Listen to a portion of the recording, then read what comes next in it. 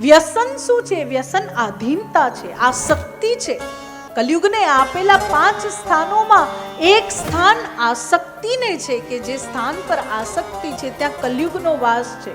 તો જીવનમાં જો એવું વ્યસન હોય કે આના વગર ન ચાલે ને, પેલું નહીં અહીં ભરે કાંઈક એક બાજુનો ગાલ ફૂલી જાય, તો એ શું છે? આસક્તિ છે. ને આસક્તિ છે ને તો તમારી અંદર કલયુગ છે.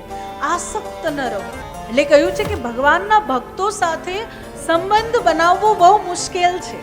પ્રભુના જે સમીપ છે, પ્રભુના જે ભક્તો છે, કે પ્રભુએ જેને પોતાના માન્યા છે એના સાથે સંબંધ બનાવવો બહુ કઠિન છે. કારણ કે ત્યાં આસક્તિ નથી. ત્યાં ત્યાગવું બહુ સરળ છે, કે નથી ગમતું તો ત્યાગી દો. ત્યાં ત્યાગ બહુ સરળ છે. વારંવાર તમને કહી રહી છું કે ભાગ્યશાળી સમજો જ્યારે કોઈ સંત, કોઈ વિદ્વાન, કોઈ ગુરુ તમારા સાથે સંબંધ રાખે. કેમ કે એમના માટે તો આસક્તિ જેવો કોઈ ભાવ જ નથી. આ નહીં હશે તો નહીં ચાલે એવું કંઈ છે નહીં. ખરેખર હું પોતાના અનુભવથી તમને એ વાત કહું છું કે પડતું મૂકી દેવાનું, પ્રભુ એનાથી વિશેષ આપશે.